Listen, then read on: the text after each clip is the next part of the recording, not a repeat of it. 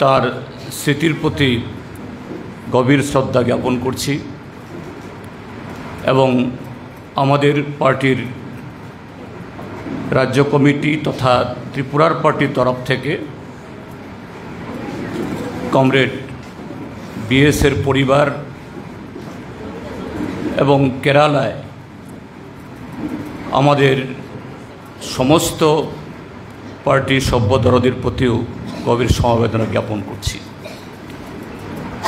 ইতিমধ্যে কমরেড বিএসের সম্পর্কে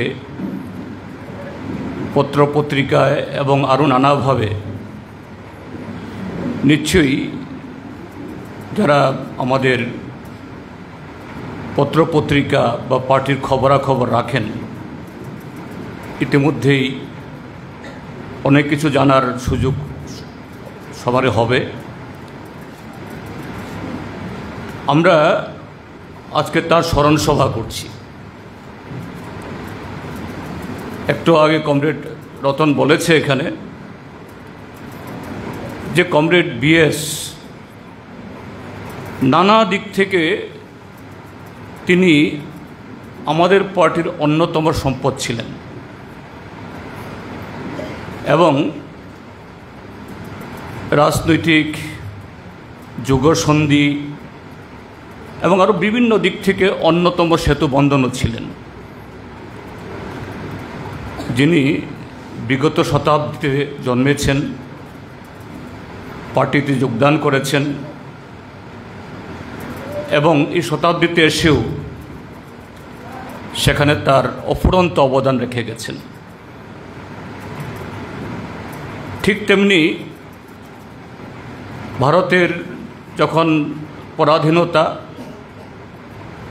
সেই সময়তে জন্মেছেন এবং খুব অল্প বয়সে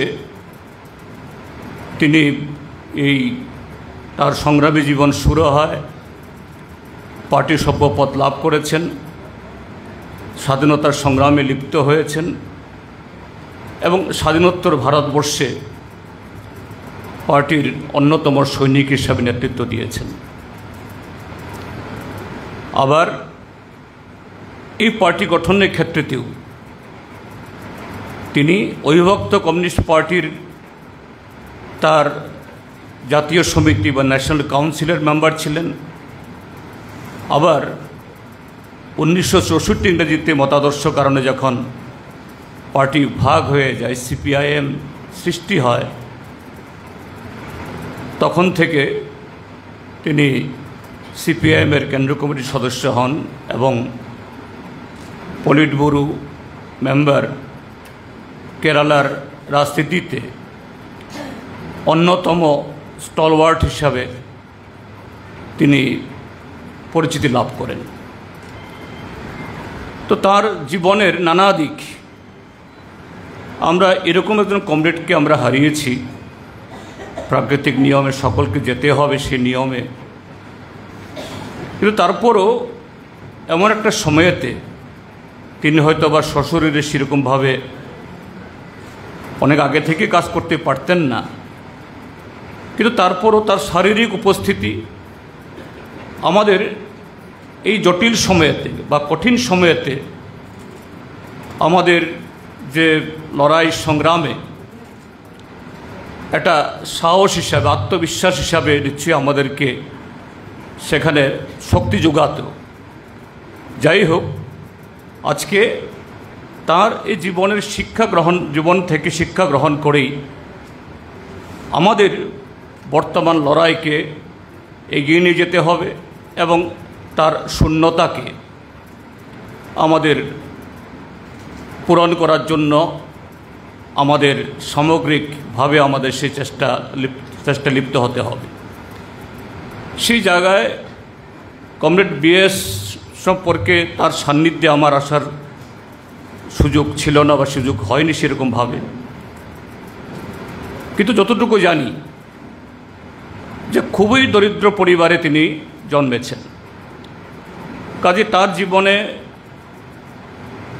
পার্টির সদস্যতা লাভ, পার্টির নেতৃত্বে অধিষ্ঠান করে ইত্যাদি তার গোটা তার এই জীবনের শিক্ষা থেকে, এবং সেটা পরবর্তী সময়েতে একজন পার্টির নেতা, বিধানসভার সদস্য, বিরোধী দল নেতা, মুখ্যমন্ত্রী, যে ক্যাপাসিটিতে তিনি ছিলেন সমস্ত ক্ষেত্রেতে সুনিপুণভাবে তিনি প্রয়োগ করে গেছেন, যা আজকের দিনে আমরা যারা কমিউনিস্ট পার্টির সাথে যুক্ত আছি আমাদের কাছেও প্রায় প্রতিনিয়ত তার বিভিন্ন দিক অতি শিক্ষণীয়। যেটা তার জীবন থেকে যেটা জেনেছি, যে মাত্র 4 বছর বয়সে তিনি তার মাকে হারিয়েছেন। সেই সময়েতে 4 বছর বয়স মানে তার তখন 1927 ইংরাজি। স্বাভাবিকভাবেই ভারত পরাধীন, কেরালাও আজকে সে কেরালা হয়নি। কেরালার সমাজ আজকে যে স্তরে, শুধু অর্থনৈতিক দিক থেকে না, সামাজিক দিক থেকে যে উচ্চতায়, সেদিন সেরকম ছিল না। একদিকে শ্রেণী শোষণ, আরেক দিকে যে আমাদের ভারতীয় সমাজের নানা বেধি, যে উচ্চবর্ণ নিম্নবর্ণ বিভিন্ন দিক, এই মালয়ালিদের সমাজেও তা বিরাজ করছিল। তো সেই সময়তে তার মা অসুস্থ হন, স্মল পক্স, গুটি বসন্ত, এবং সেই সময়েতে এটা একটা মারাত্মক রোগ, যে এরকম স্মল পক্স হলে পড়ে তখন নাকি তাদেরকে একদম ঘর থেকে বের করে দিয়ে, যেটা আমরা একটা শব্দ গত করোনার সময়ে আমরা শিখেছি, কোয়ারেন্টাইন, আলাদা করে রাখা হতো। তো মাকে সেরকমভাবে, একে তো খুবই দরিদ্র পরিবার, তার পরিবার থেকে আলাদা করে এটা ছড়ার পরে মাকে এটা কুঁড়ে ঘরে নিয়ে রেখে দিয়েছে। যখন প্রায় অন্তিম মুহূর্তে প্রায় মারা যাবে, তো সবাই ঠিক করলো, কমরেড ভিএস এবং তার বড় ভাই, তারা দুবাই ছিলেন, অন্তত মাকে শেষ তারা যেন দেখার সুযোগ পায়। এবং সেভাবেই তার মা মারা যান। তার মার কাছেও যেতে দেওয়া হয়নি, তাকে যেতে পারেনি। তার 3 বছর বাদে, তার বয়স যখন 7 বছর, না আরও 7 বছর বাদে 11 বছর, সে সময়তে মারা যায়। একইভাবে তার বাবাও, চিকিৎসার সুযোগ ছিল না। এবং মার মৃত্যু, যদিও মার মৃত্যুর সময়তে বয়স খুব কম, 4 বছর, সেখানে সেরকম যে বোঝ জ্ঞান তো তেমন হওয়ার কথা না, কিন্তু 11 বছর বয়সে তার একটু বোধশক্তি হয়েছে, জীবনকে জানার, একটু বুঝার।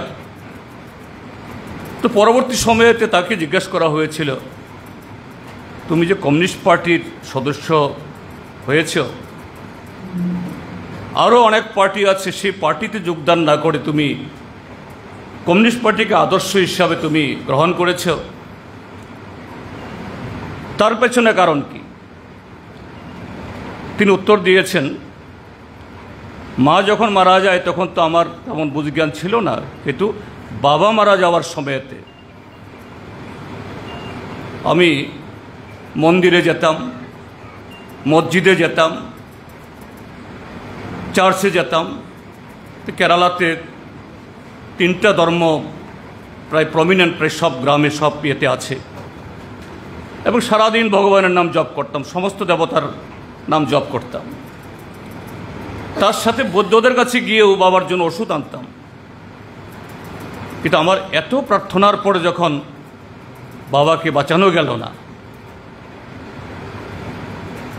তারপর যখন ক্লাস 6-7-এ, সেই সময়তে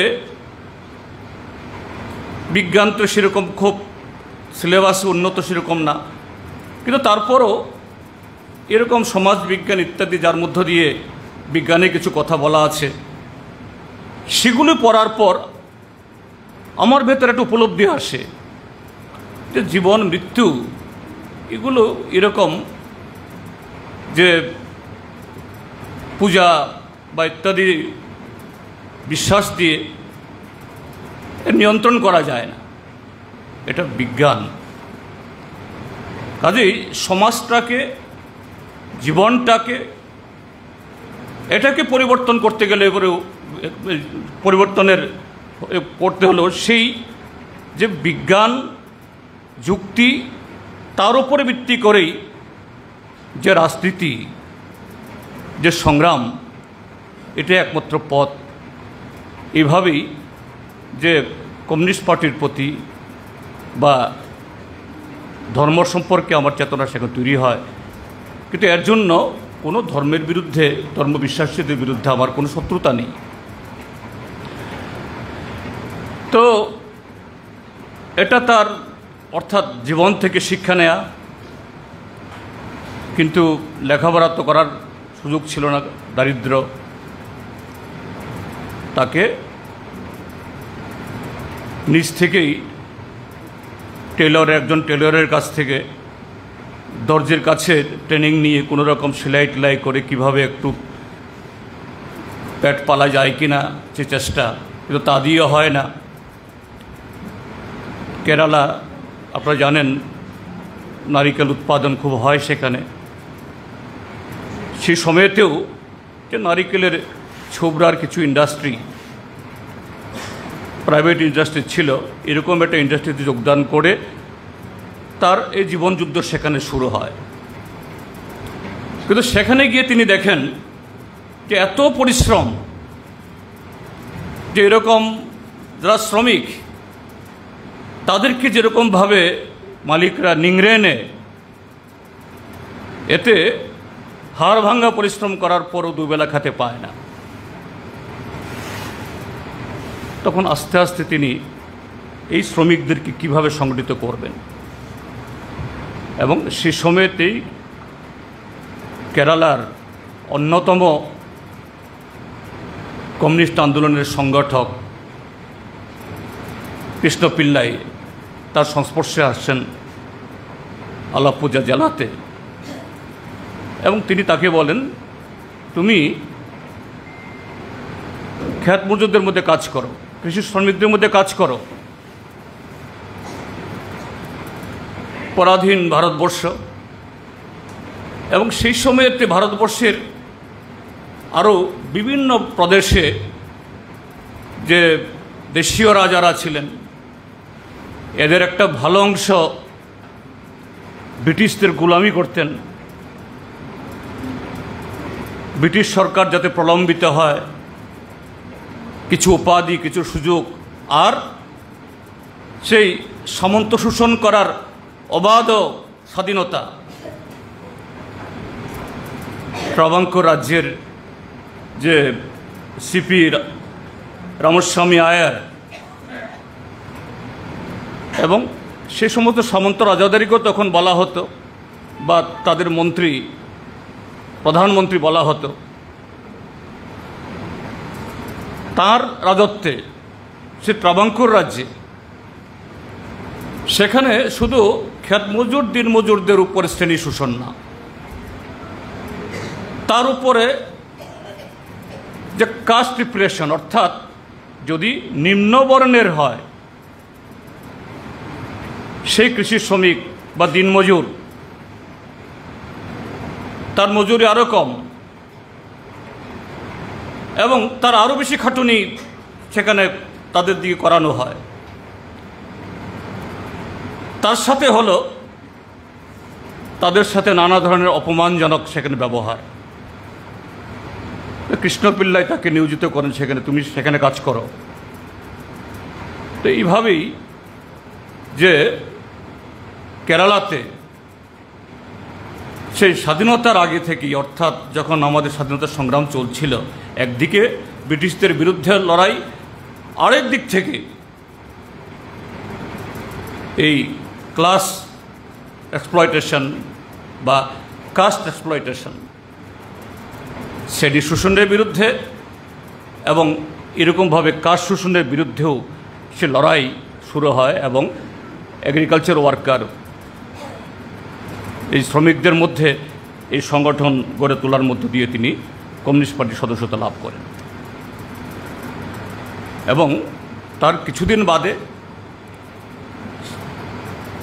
দেশের একদিকে দ্বিতীয় বিশ্বযুদ্ধ প্রায় শেষ হয়ে আসছে, ব্রিটিশরা দুর্বল হচ্ছে, লাল ফৌজ হিটলারকে পরাজিত করার মধ্য দিয়ে একটা নতুন উৎসাহ সারা পৃথিবীতে তৈরি হয়েছে। তার প্রত্যক্ষ পরোক্ষ যে প্রভাব আমাদের দেশে জাতীয় আন্দোলনেও, যে ব্রিটিশদেরকে ভারত ছেড়ে যাওয়ার একটা এই তার চিন্তাভাবনা ইত্যাদি শুরু হলো। এবং সেই সময়েতে এই ঘটনাবলীগুলোকে, যে কতগুলি আন্দোলন আমাদের দেশের বিভিন্ন প্রান্তে, গোটা স্বাধীনতা আন্দোলন এবং এরকমভাবে যে শোষণের বিরুদ্ধে যে উৎসাহ তৈরি করেছিল, এটা কেরালার পুন্নাপ্রা বায়ালার, দুটি জায়গার নাম। পুন্নাপ্রা থেকে শুরু হয়েছিল এবং বায়ালারে গিয়ে শেষ হয়েছিল। সেটাও এই ট্রাভাঙ্কোর রাজ্যের রাজা বা সামন্ত রাজাদের এই শ্রমিকদের প্রতি শোষণ এবং আরও নানা ধরনের এই কাস্ট প্রিপারেশন, তার বিরুদ্ধে লড়াই, সেখানে তিনি স্বাভাবিকভাবে যুক্ত হন।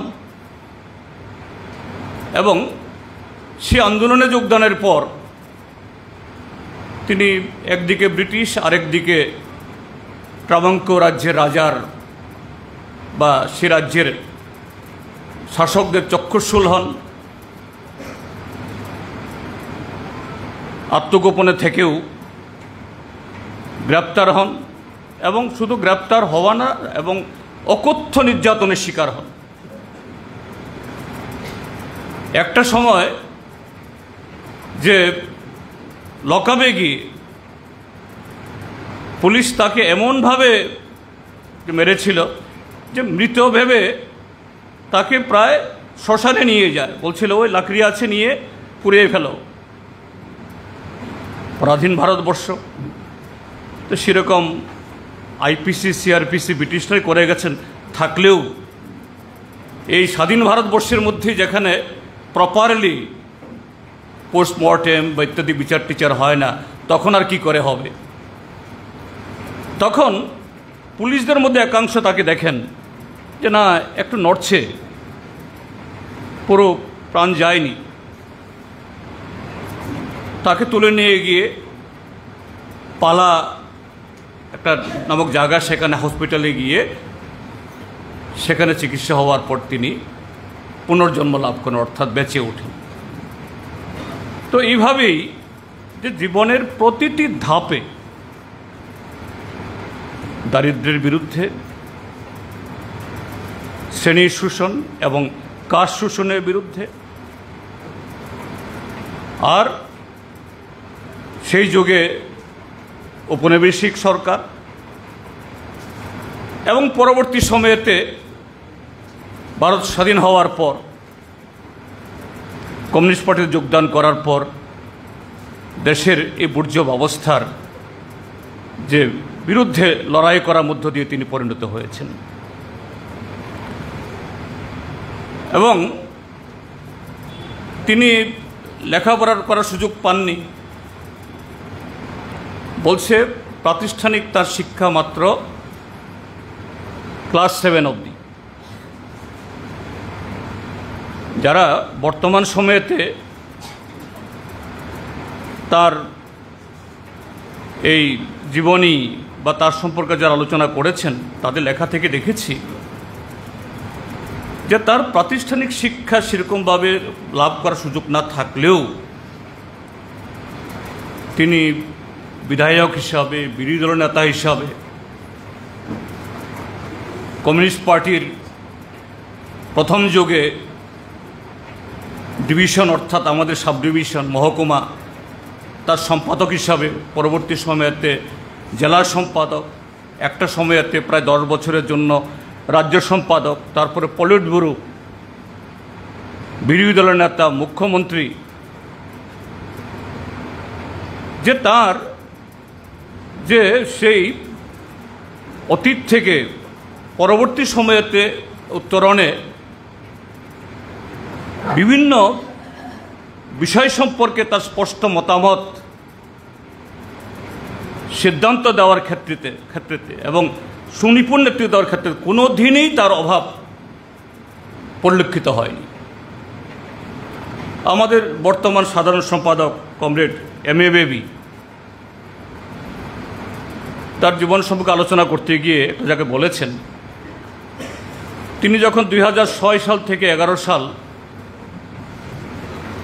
মুখ্যমন্ত্রী হন, তার আগে কেরালাতে 5 বছর পরে পরে বদলায়, শুধু এই বিগত সরকারটাই, বর্তমান সরকারটাই পরপর 2 টার্ম চলছে কমরেড পিনারাই বিজয়নের নেতৃত্বে। তার আগে ইকে নায়নারের সরকার ছিল 1996 থেকে 2001 অবধি, যে তখন নায়নারের সরকারের একটা আইটি, ইনফরমেশন টেকনোলজি আমাদের দেশেও তখন খুবই জনপ্রিয় হয়ে উঠছে। এটাকে স্কুল শিক্ষার সাথে যুক্ত করে এরকম একটা পলিসি ঠিক করা হয়েছিল, কিন্তু মাঝখানে যখন আবার এই কংগ্রেসের সরকার আসলো, তারা এটাকে নায়নার সরকারের নেওয়ার সিদ্ধান্ত বাতিল করে দিয়ে এটা একেবারে আইটি সেক্টরের জায়ান্ট, যারা বিশ্বসেরা, বিশ্বের নেতৃত্ব দিচ্ছেন, তাদের হাতে তুলে দিয়ে যে না, কেরালাকে আইটির ক্ষেত্রেতে একেবারে ওয়ার্ল্ড ক্লাস। আমরা কথায় কথায় ত্রিপুরাতে এখন শুনি কেবল বিশ্বমানের সমস্ত ক্ষেত্রেতে। আজই আইটি যখন শেখাবো, এটা বিশ্বমানের আইটি হবে। মাইক্রোসফট কোম্পানির সাথে টাই আপ করে ওমেনচণ্ডীর সরকার এটাকে বাতিল করে দিয়ে প্রাইভেট হাতে তুলে দিল, যা করছে এখন নরেন্দ্র মোদী বা অন্যরা। তখন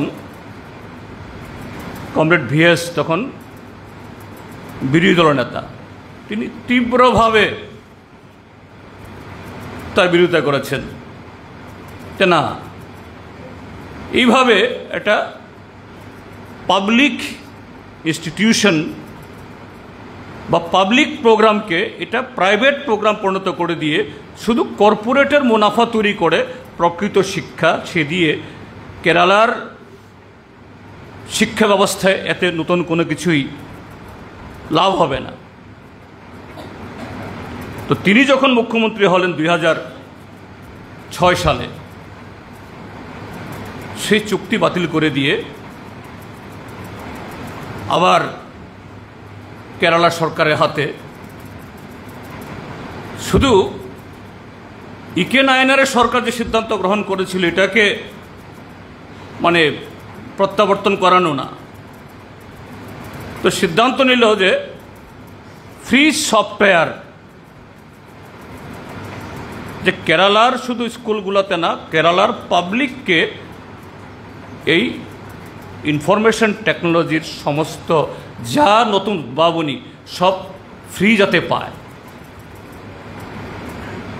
কমরেড বেবি বলছিলেন, তখন তিনি শিক্ষামন্ত্রী, তো আমিও বুঝে উঠতে পারছিলাম না যে কমরেড ভিএস কীভাবে এই ক্ষেত্রেতে আরও এক ধাপ এগিয়ে এইভাবে করার চেষ্টা করছে, এবং সেভাবেই নতুন করে সে কেরালার আইটি পলিসি চেঞ্জ করে দিয়ে প্রতিটা স্কুলে ফ্রি সফটওয়্যার এবং আইটি এনাবেল শিক্ষা ব্যবস্থা তৈরি করল। তো বলছে পরবর্তী সময়েতে বিভিন্ন আন্তর্জাতিক প্রতিষ্ঠানও বিএস অচ্যুতানন্দন সরকারের এই পদক্ষেপ শিক্ষাকে আধুনিকরণের এবং একেবারে জনগণের দুয়ারে পৌঁছানোর, বলছে এই পদক্ষেপে কেরালার প্রায় শিক্ষাতে তার যে এক্সপেন্ডিচার এবং আরও অন্যান্য দিক থেকে আইটি এনাবেল সার্ভিসেস এগুলি গ্রহণ করার দিক থেকে 3000 কোটি টাকার বেশি কেরালা সরকারের সাশ্রয় হয়েছে শুধু এই একটা পলিসির জন্য। তো এই ছিল তার চিন্তা ভাবনার মানে এত শার্পনেস, এত অ্যাডভান্স, শুধু ভূমি সংস্কার বা জনকল্যাণের অন্যান্য দিক থেকে না, এমনকি বিজ্ঞান প্রযুক্তির দিক থেকেও তার ভাবনা চিন্তার প্রসার। তার সাথে তার আরও বৈশিষ্ট্য হলো যে একজন সফল একজন যে এই কি বলে আইনসভার সদস্য, বিরোধী নেতা দলের নেতা এবং মুখ্যমন্ত্রী হয়েও কেরালা বহু যুগান্তকারী কাজ করেছেন। শুধু এটুকু বললেই হয়তো ভুল হবে, এটা তার থেকে অন্যভাবে বলা যায় যে কীভাবে যে সংসদীয় কাজকেও জন আন্দোলনে রূপান্তরিত করে এটাকে একটা সামগ্রিক একটা মুভমেন্ট, সামগ্রিক আন্দোলনে পরিণত করা যায়। এই ক্ষেত্রেতেও কমরেড বিএসের অবদান আজকে দিনে কেরালার সমাজ তার অর্থনৈতিক দিক থেকে, সামাজিক দিক থেকে তার যে সন্তুলন, এটাকে শেপ দেওয়ার ক্ষেত্রেতে তার ভূমিকা। এই ক্ষেত্রে বলা যায় কেরালার ভূমি সংস্কার আন্দোলনের সাফল্য এটা শুধুমাত্র বিধানসভাতে অবশ্যই কমরেড EMS নাম্বুদিরিপাদ আরও এরকম নেতৃত্ব সেখানে ছিলেন, এটা তিনি একা করেছেন তা বলছি না, কিন্তু সেই জায়গায় তার অবদানও যে দ্বিতীয়বার যখন কমরেড EMS নাম্বুদিরিপাদের নেতৃত্বে সেখানে LDF সরকার হয়, আপনারা জানেন সেই দ্বিতীয়বার সরকারটাকেও কংগ্রেস এবং তার অন্যান্য সহযোগী দল তারা ভেঙে দেয় 1969 সালে। বিধানসভাতে বিল পাস হয়েছে। এখন যেমন বিজেপি সরকারের সময়েতে রাজ্যপালকে দিয়ে বিরোধী দলের পরিচালিত সরকারের এই বিভিন্ন বিল সই করা হয় না, আটকে রেখে দেয়, তখনও ছিল। তো কি হবে, বিল তো এসছে ভূমি সংস্কারের, কিন্তু রাজ্যপাল সই করছে না। তখন EMS নাম্বুদিরিপাদ এই গোপালন তারা জীবিত ছিলেন এবং তারা সবাই সিদ্ধান্ত নিলেন যে না, এটাকে তো এইভাবেই ছেড়ে দেওয়া যায় না। তো সিদ্ধান্ত হলো যে সরকার, রাজ্যপাল সে বিল সই না করলেও কেরালার জনগণই সেই আইন এটা হাতে কলমে, অর্থাৎ এরকম উদ্বৃত্ত জমি দখল করার মধ্য দিয়ে ভূমিহীনদের কাছে বিলিয়ে দিয়ে তারা দখল করবে। নেতৃত্বে ছিলেন বিএস, কৃষি শ্রমিকদের আন্দোলন, এবং সে আন্দোলন ছড়িয়ে পড়ল। বলছে 28 লক্ষ পরিবার লাল পতাকা নিয়ে এই উদ্বৃত্ত জমি দখল করে বা খাস জমি দখল করে সেখানে পতাকা পুঁতে দিয়ে এই জমি দখল করেছে। 28 লক্ষ পরিবার তারা সে জমির মালিক হয়েছে পরবর্তী সময়েতে, এবং তৎকালীন সরকার তথা রাজ্যপাল বাধ্য হয়েছেন এই বিলে অ্যাসেন্ট দিতে। অর্থাৎ এইভাবেই শুধু প্রশাসনিক জনমুখী সিদ্ধান্ত গ্রহণ করলে হবে না, এর সাথে যদি জন আন্দোলন সংযোজিত করা যায়,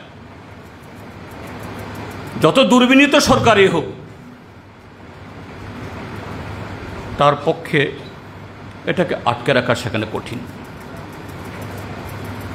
তার সাথে বলা যায় একজন সংগঠক হিসাবে যে মানুষের সাথে মেশা,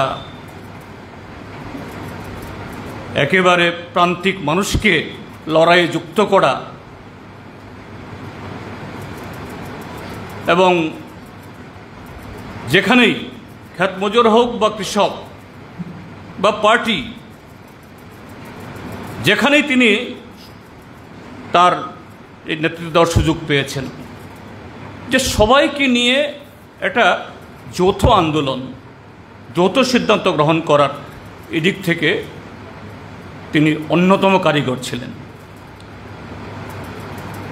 আমি আমার একটা ছোট্ট অভিজ্ঞতার কথা বলবো, এটা কতটুকু তার সেটার সাথে মিলবে আমি জানি না, কিন্তু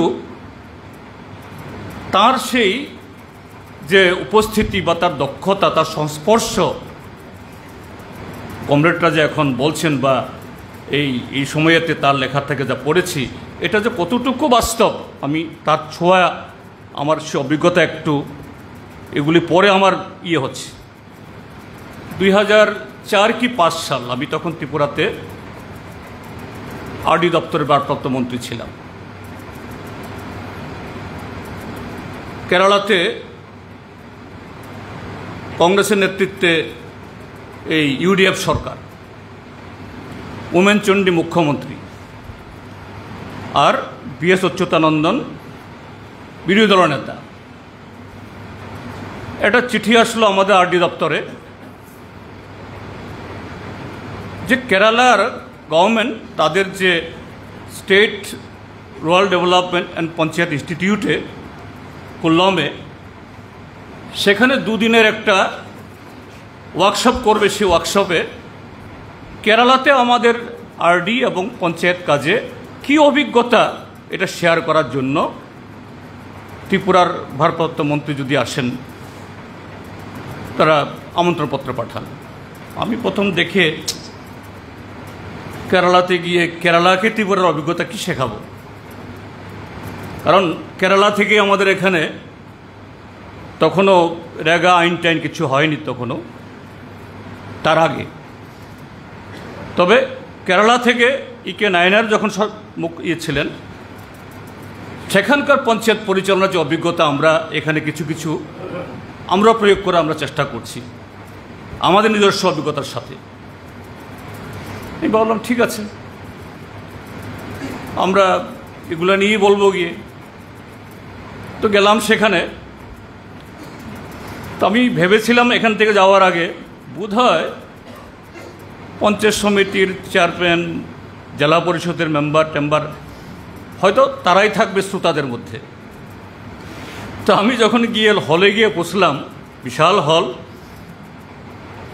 শ্রোতাদের সব চেয়ারে বসা, মুখ্যমন্ত্রী উমেন চণ্ডী, বিরোধী দল নেতা বিএস অচ্যুতানন্দন, কেরালা বিধানসভার প্রায়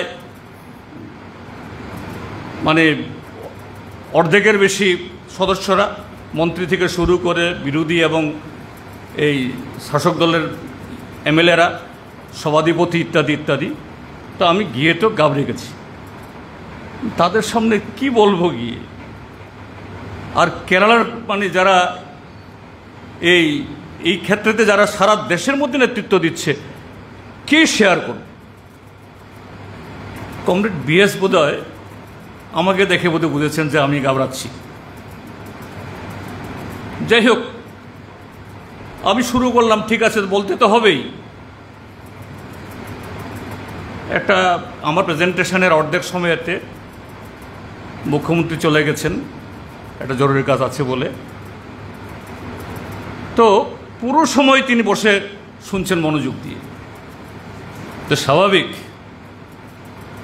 আমার বলতে কোনো অসুবিধা নেই যে আমি যদ্দূর বলতে পারতাম আমি তদ্দূর বলতে পারিনি, কারণ এই অডিয়েন্স দেখে।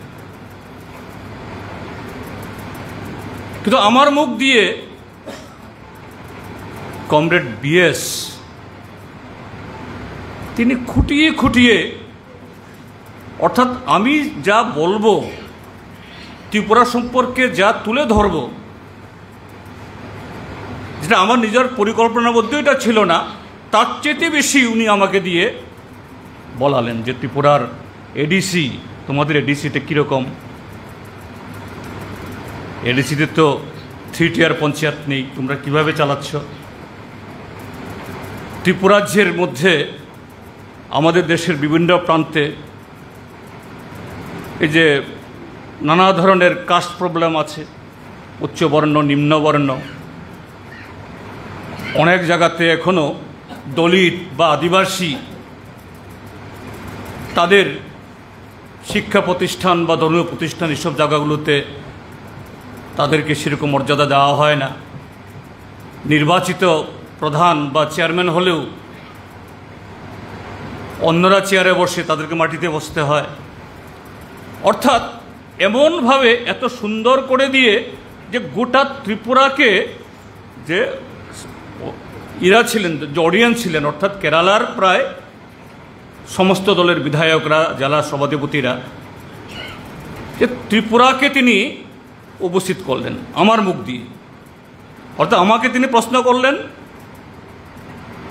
তো এই হলো ক্যাপাসিটি, অর্থাৎ কিভাবে একটা কর্মীকে তৈরি করতে হয়, কিভাবে যে একজন জুনিয়র মোস্ট হলেও তার তুলনায় তো প্রশ্নে ওঠে না স্বাভাবিকভাবেই, কিন্তু সেরকম একটা পরিবেশ তৈরি করার মধ্য দিয়ে সেরকম একটা সাহস তৈরি করার মতো একটা ব্যবস্থা করে সেখানে খুব সুন্দরভাবে যে পারপাসে সেই সেমিনার এটাকে তিনি সফল করে দিলেন। এবং পরবর্তী সময়েতে এমএলএরা, মন্ত্রীরা আমাকে বলছিলেন, ভাই ত্রিপুরা সম্পর্কে তো জানতাম না, কিন্তু আমার অরিজিনাল যে প্রিপারেশনের মধ্যে এগুলো ছিলই না। এটা সবটাই কৃতিত্ব হলো কমরেড বিএস অচ্যুতানন্দনের। এই ছিল ওনার যে বহুমুখী ক্যাপাসিটির অন্যতম। যাই হোক, আজকে আমরা তাকে স্মরণ করছি শুধু এই কতগুলো দিক বলার জন্য না, আমরা দেশের যে আমাদের জাতীয় জীবনে যেটা কঠিন সময়েতে আছি, সেই সময়েতে পার্টিকে, গণ আন্দোলনকে সেরকম চেতনা এবং সেরকম তেজের মধ্য দিয়ে কিভাবে আমরা মোকাবেলা করব। আমরা দেখছি এখন আমাদের দেশে যারা শাসক দল, আমি পেছনে যাব না, মানিকদা আছেন বলবেন, যে বর্তমান যারা শাসক দল তারা আমাদের দেশের যারা সাধারণ মানুষ, বিশেষ করে যুব সমাজ, স্বাভাবিকভাবেই দেশের স্বাধীনতার সংগ্রামে কাদের কি অবদান ছিল, কারা কীরকম স্যাক্রিফাইস করেছিল, সবার জানার কথা না।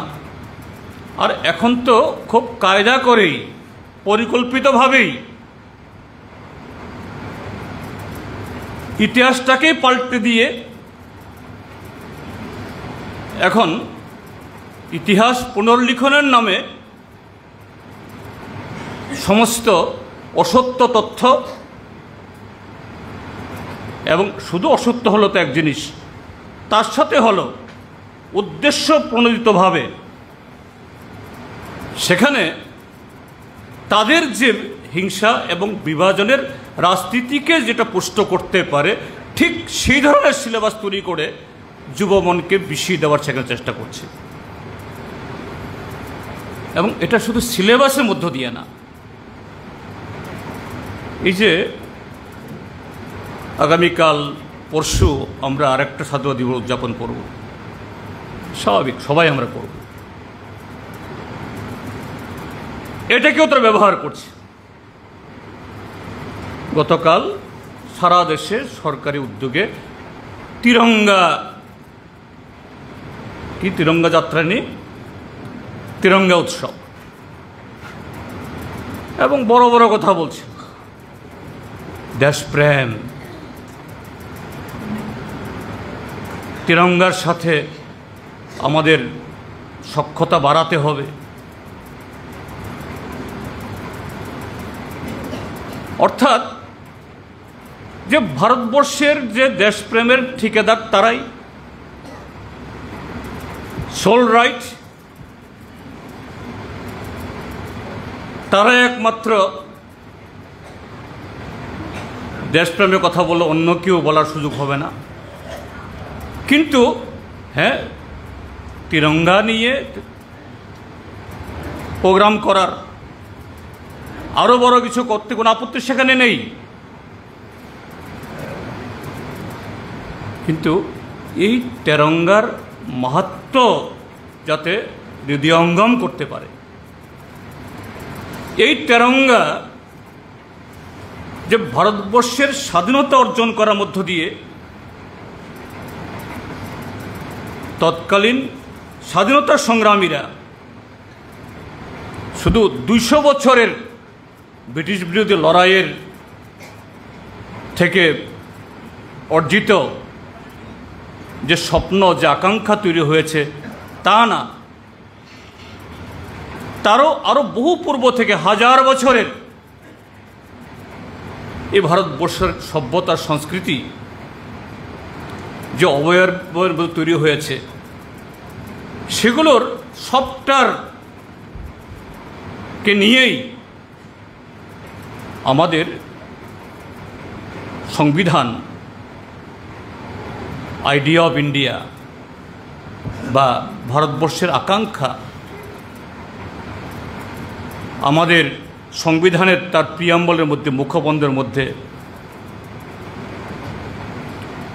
আমরা ভারতবাসী, আমরা আমাদের দেশের এই সংবিধান আমরা গ্রহণ করলাম, এই সংবিধান আমরা দিলাম। তো এই চেতনা যদি, সেই চেতনা যদি উদ্বুদ্ধ করতে হয়, তাহলে সেই প্রজন্মকে, সেই নতুন প্রজন্মকে সেরকম শিক্ষা, সেরকম দীক্ষা, সেরকম চেতনা তা দিতে হবে। কিন্তু এরকম তিরঙ্গা উৎসব করছে, কিন্তু তার বাইরে গিয়েই শুধু ভাগ করো, শুধু বিজেপি না, এমনকি তার সহযোগী ত্রিপুরাজ্যের মধ্যে এখন ত্রিপুরা মথাকে দিয়ে যে এসআইআরের বিরুদ্ধে সারা দেশ উত্তাল, আর ত্রিপুরা মথা বলছে সে এসআইআর হলো এখন তাদের অন্যান্য সমস্ত স্লোগানগুলো, এগুলো ফেলে রেখে না এসআইআর নিয়ে এই ত্রিপুরাজ্যে আমাদের এগুতে হবে। এটা শুধু ত্রিপুরা মথার মস্তিষ্ক প্রসূত মনে করলে ভুল হবে। আরএসএস, বিজেপি আজকে এইভাবেই তার তথাকথিত দেশপ্রেম, এবং সেই দেশপ্রেম প্রকৃত দেশপ্রেম না, এটা আসলে তার হিন্দু রাষ্ট্র তৈরি করার একটা পদক্ষেপ, তার একটা অঙ্গ। তো এরকমভাবে পৃথিবীতে শুধু আজকের আরএসএস, বিজেপি না, যারা ফেসিবাদের কায়েম করেছিল,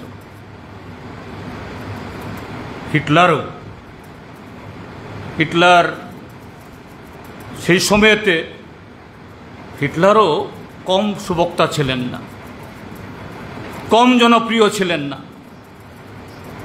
তার তথাকথিত আর্য রক্ত, বিশুদ্ধ রক্তের নামে এইভাবেই জার্মান জাতিকে উত্তেজিত করে 60 লক্ষ ইহুদিদেরকে ধ্বংস করেছে এবং সারা পৃথিবী দখল করার চেষ্টা করেছে, কিন্তু পরিণতি কী হয়েছে আমরা জানি।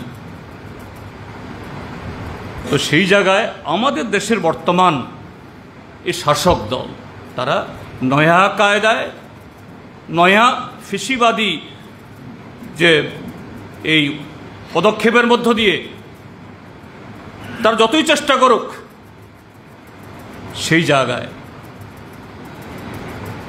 কমরেড বিএসের মতো এরকম যারা পথিকৃৎ, একেবারে হাম্বেল, একদম নাজুক জায়গা থেকে উঠে দাঁড়িয়ে শিক্ষার সুযোগ পায়নি এবং সেই সময়কার মালয়ালি সমাজের মধ্যে একটা কাস্ট রিডেন, অর্থাৎ এই ধর্ম বর্ণের যে নানা ধরনের মধ্যেও যে সেখানে এই কমিউনিস্ট মুভমেন্ট আজকে শুধু ভারতবর্ষের মধ্যে অর্থনৈতিক সামাজিক ক্ষেত্রেতে তার যে বর্তমান স্তর, এটা বলা হয় শুধু আমাদের দেশের না, যে পৃথিবীর বহু উন্নত দেশও যে কেরালা সমাজের যে বর্তমান স্থিতি এরকম নেই সেই পর্যায়ে। এবং এটা সম্ভব হয়েছে কমরেড EMS নাম্বুদিরিপাদ, একে গোপালন, কৃষ্ণ পিল্লাই, BS অচ্যুতানন্দনদের মতন নেতৃত্ব তাদের জীবন থেকে শিক্ষা নিয়ে মানুষের সাথে মিশে গিয়ে এই লড়াই নেতৃত্ব দেওয়ার ফলে। কাজেই আজকেরই দিনে আমরা যখন বলছি একটু কঠিন, কিন্তু সেই কঠিনকে মোকাবেলা করা যদি সেই প্রত্যয়, সে আদর্শ নিয়ে এবং সেরকমভাবে সংগঠন তৈরি করার চেষ্টা যদি আমরা করতে পারি, আর আমাদের প্রতিপক্ষ যারা আজকে কারা, যাদের সেরকম কোনো আদর্শই নেই, মিথ্যা বুজরুকি এছাড়া তো কিছুই নেই, কাজে সেখানে অসম্ভব কিছু না। কাজে আজকে কমরেড বিএসকে যখন স্মরণ করছি, সেই জায়গায় আমাদের বর্তমান লড়াইয়ে আমরা যাতে তার এই জীবন থেকে শিক্ষা গ্রহণ করার মধ্য দিয়ে আমরাও যদি আমাদের লড়াইকে এগিয়ে নিয়ে যেতে পারি, এটাই হোক আমাদের শপথ। এইভাবেই কমরেড বিএসকে আমরা স্মরণ করব। কমরেড BS লাল সালাম, কমরেড BS অমর রয়।